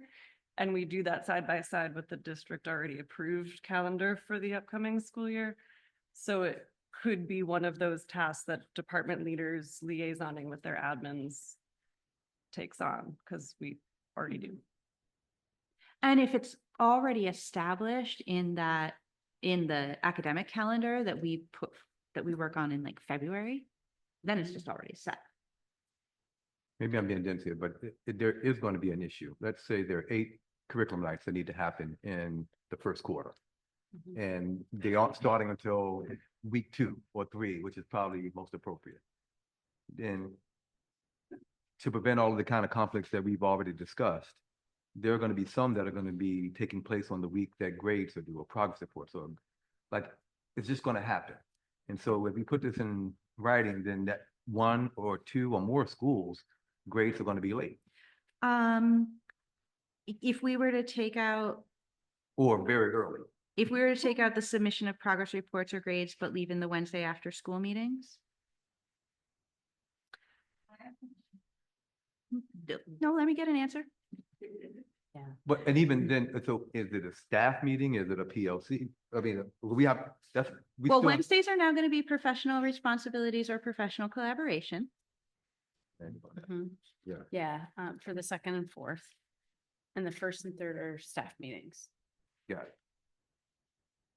So if it's a third, curriculum night is on a third week, then you lose a staff meeting. Then that school wouldn't have their staffing. Are you saying if it's on a Wednesday or if it's just during that week?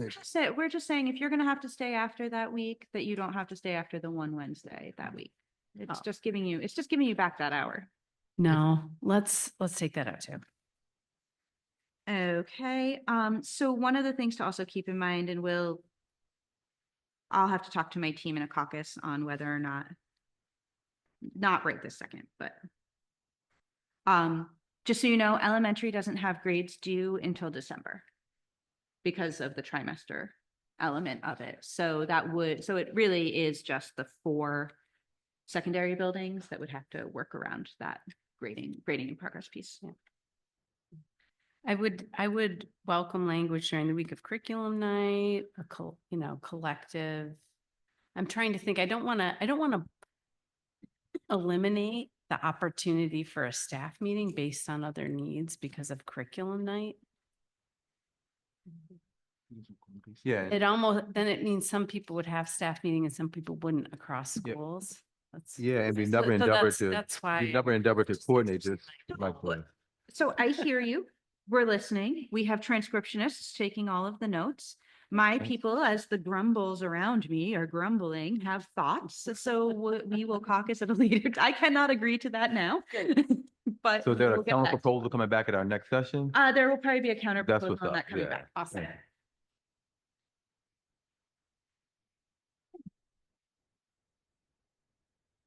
But part A, we're tentatively agreeing to part A, as we just revised it.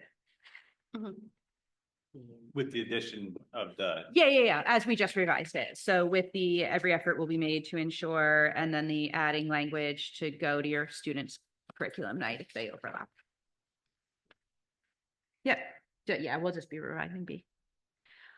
Okay, proposal 20, very simple. Any teacher in a legally recognized domestic partnership may enroll their partner in the district's health insurance plan.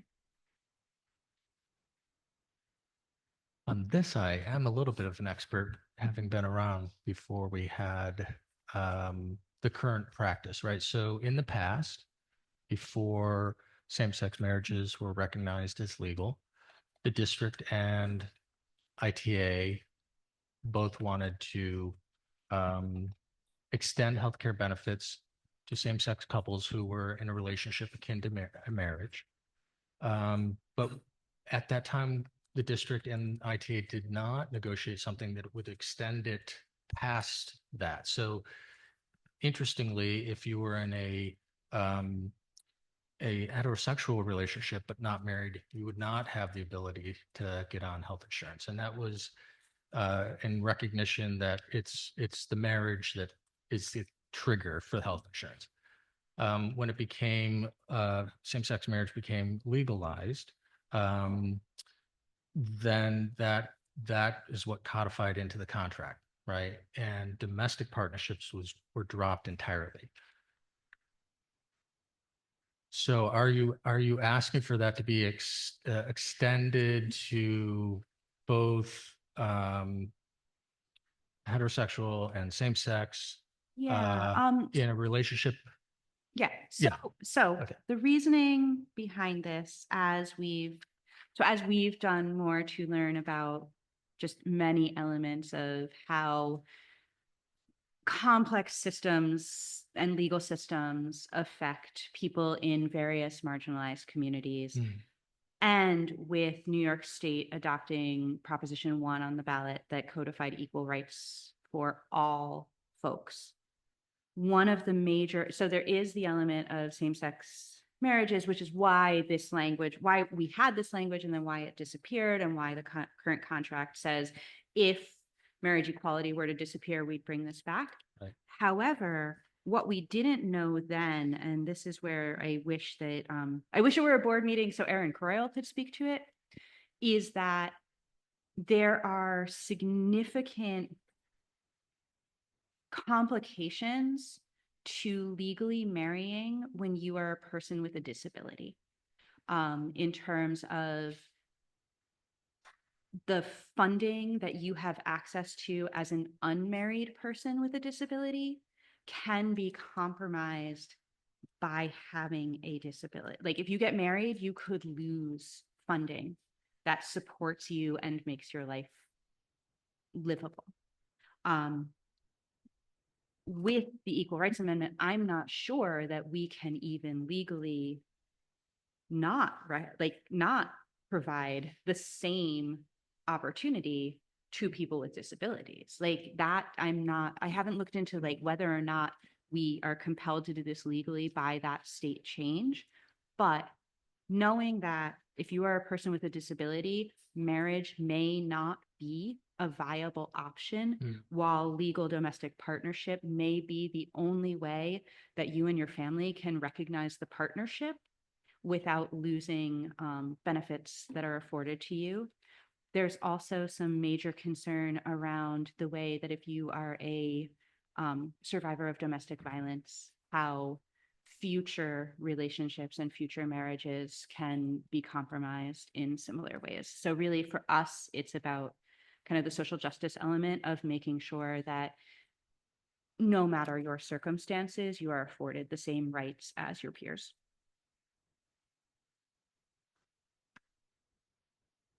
I appreciate the explanation. My initial sense is that it probably would not be required to be offered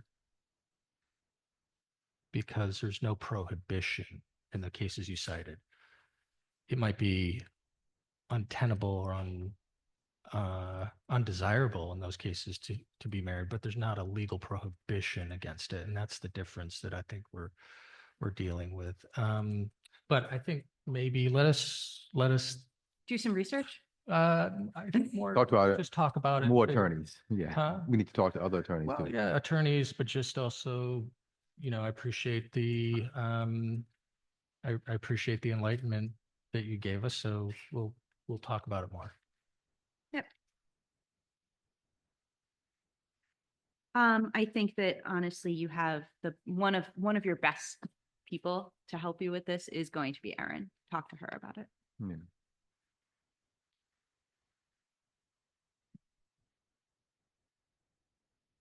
Okay. And our last proposal of the evening is Can I ask a quick question, just Yeah. because to help us facilitate discussion later?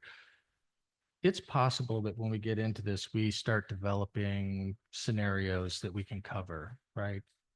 Some of them that we mentioned. It's possible. I'm not foreshadowing anything, but are you also seeking, without those criteria that you talked to us about, just the norm, just sort of like, we have no reason not to get married other than we just don't want to. But I want the ability for my significant other and dependents to be on my health insurance. I just want to be clarify, you're not asking for that, or you are? We Okay. wrote this that any teacher in a legally recognized domestic Alright. partnership may be able to enroll their partner in the district's health insurance plan. And we believe that any teacher in a legally recognized domestic partnership should be able to enroll their partner in the district's health insurance The other, plan. I haven't had to look into this in a long time, but the last of my knowledge about this is that New York did not have what was called common law marriage. It did not recognize that. So just in terms of legally recognized domestic partnership, We do have legally recognized domestic partnership, though. I know the we two- being New York State. you Yeah, mean? I know two couples who I can think of right now, and we congratulated them and celebrated almost like a wedding, their legal domestic partnership. All right. New York State does do it. Okay. It's And it's not, and it actually is different than common law. I'm not sure if New York State recognizes common law anymore, but I think that also, I mean, I balked a little at like, we just don't want to get married. I think that it is a much more, the reasons that people choose legal domestic partnership rather than marriage are myriad, complex, personal, and not taken lightly or trivially. all right. Well, yeah, then I definitely will have to educate ourselves on legally recognized.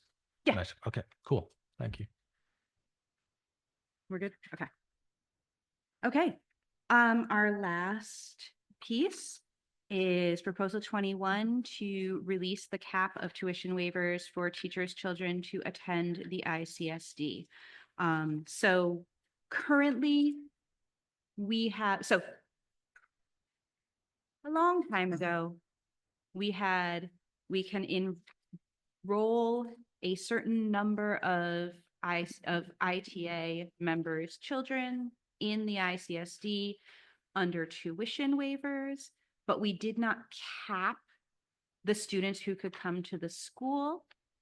If there was space in the school to bring in those kids, we would accept them and then say we had 22 tuition waivers, but 27 students.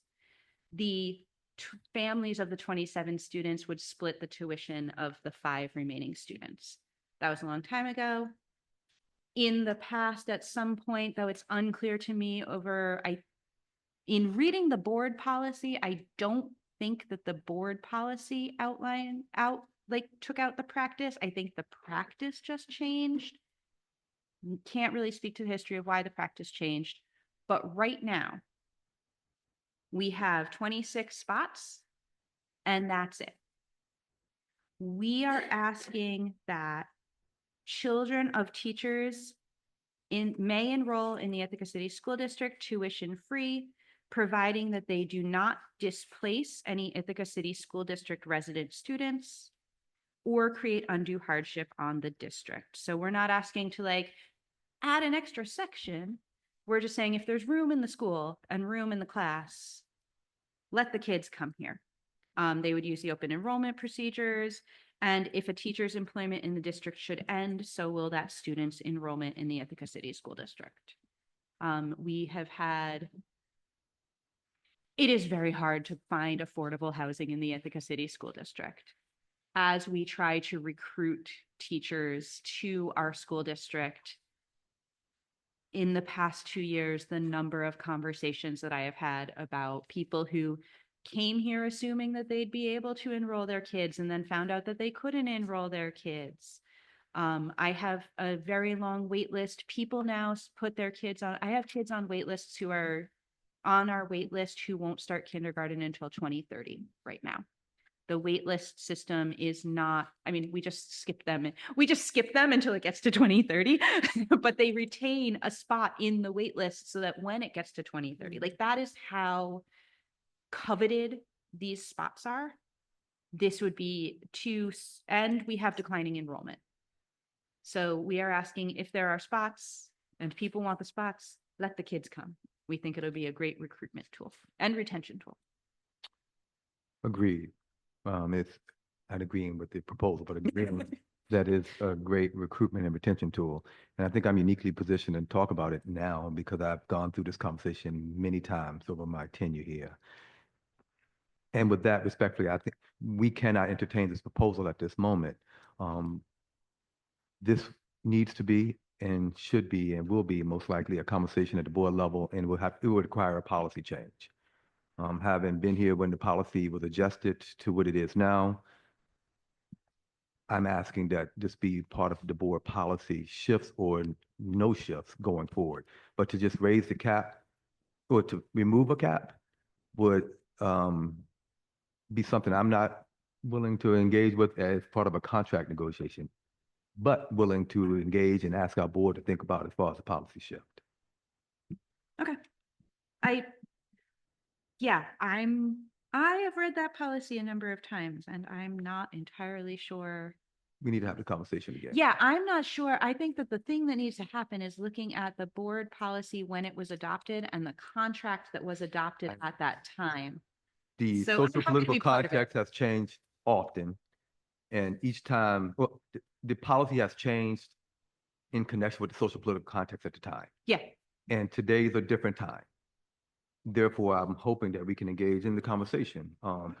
However, I don't want to preempt any board discussions by putting language in it. And what you're asking for would require a board policy shift from my perspective. Okay. Yeah. I'm happy to help Oh, yeah. be part of that conversation. And hope you will be as well. Okay. That concludes all of our agenda items. Just to do, this is where I'm usually like, Aurora, tell me the next steps. So here's what I know. We have a couple of things that need we have the ones that we knew were going to need revision encounters of collaborative master scheduling and common planning time for inclusion. We agreed that there are a few here that are going to need some counters. And we need to exchange salary data to be able to have a real conversation about salary, because after we resolve the things that are in this packet, we've only got salary and the list on the front. And none of the things on the front can be resolved until we resolve salary. So that seems like the tentative agenda for the 22nd. And just a reminder that we need all of that data by Friday the 16th. I think. A clarifying question. Again, haven't been doing this a long time. The exchanging of data, is that just simply passing along spreadsheets, or is that a conversation that's going to happen about the data? And is that conversation going to happen as part of this session or another session? One, it would be new for me Yeah. for us to all agree on data with the ways in which we all use data science. So I just want to know how we're going to do this. I misspoke. Yeah. We are waiting to receive some data. All right. And I'm trying to clarify, what does that receipt look like? Is it us sharing with you a spreadsheet that may or may not be interpreted Come the down. ways in which we interpret it, or us sitting down and having a conversation? Brian is the data man. He's going to tell us exactly what he needs. Yeah. So this was the data we asked for back in January, which again is every ITA position. It would be the members' salaries, their current salaries this year, their years of experience in ITA positions in the ICSD, their prior years of experience that the ICSD has recognized. So if somebody came in with 3 years experience, this is what you've already recognized as being contributing to their salary, and then their grad credits.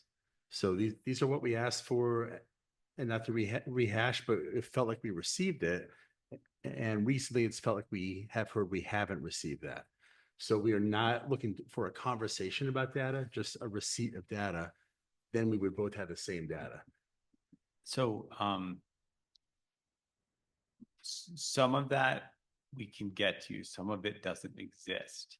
So I want to be very clear about this. Data about previous, like, we're working to verify what people were hired in with. It's considering we have members that have been in our district for as much as 40 years, the records of how many years of service they came in with are not necessarily in a tight and neat data set. What's required is a line by line, essentially, review and verification of everything from what the transcript they sent in 1997 looks like, right?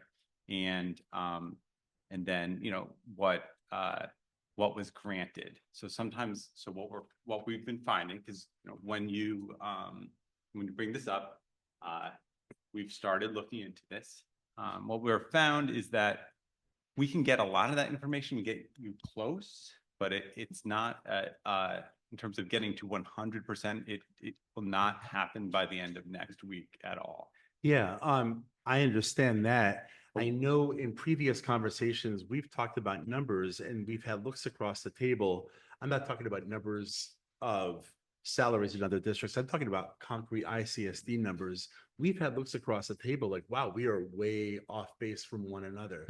So I guess what I'm hearing from you tonight is that the data you can get is close enough that we can have the conversation where if we bring up a general number, we'll be able to say we're in the ballpark of talking about the same reality. Yeah, I think I want to be clear, right?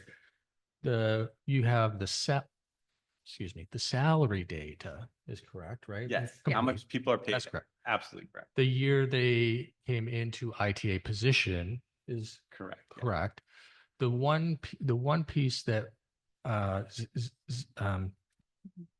Zach is alluding to is a piece of information that is important on only one day when you're actually hired by ICSD, and it was never it kept right. So that's the one piece of data that we're building, and that's how many years of service. Like if you came from Lansing with 4 years, that was important on one day, and it was never pushed into the computer system. And I would, this is why, so we can get you real close. I would encourage, I understand if you don't want to talk to me, that's fine, but I would encourage maybe just a dialogue that explains it, some of these nuances, to make sure that, because I think we're working towards the same goals here, but there's some other nuances. For example, we don't know those data sets, if someone went on leave for 2 years, sometimes there's a gap there, right? And so that's going to require another look back.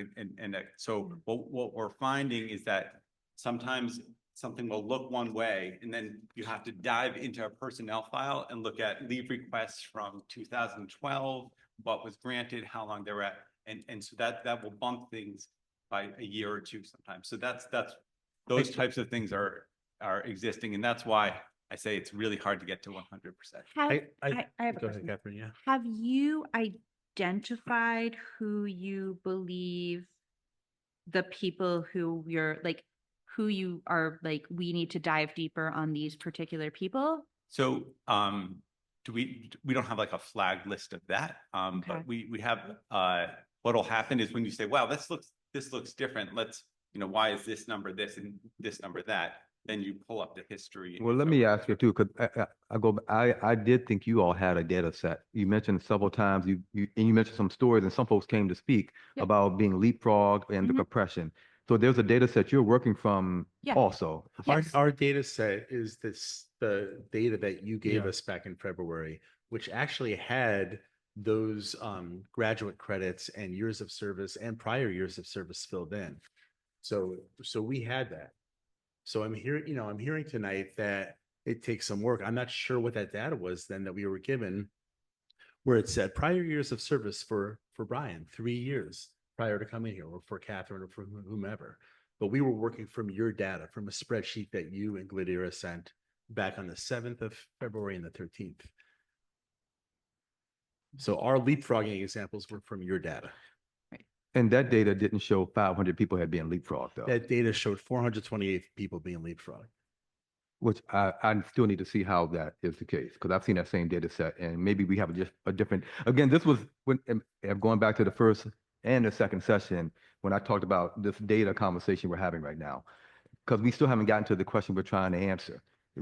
Just a data set and having a conversation about data, different data, and not agreeing is not a winning solution right now. That's Yeah, right. I think we- And I just want to bring up an example, like, so Zach, I hear what you're saying about digging through and finding these years of service and maybe maternity leaves, and that, those were at the time, you got the info, you didn't need to record it.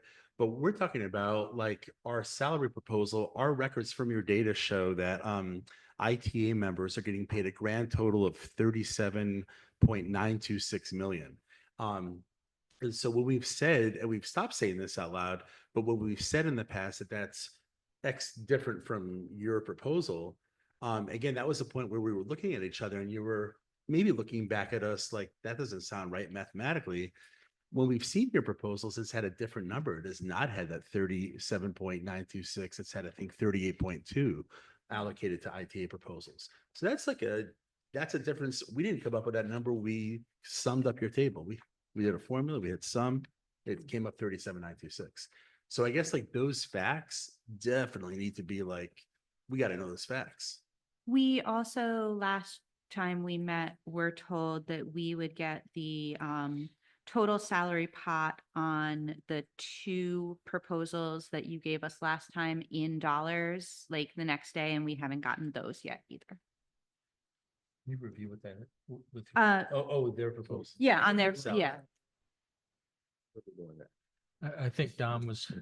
Yeah, I know. I'm just trying to get to the agenda item. Yeah.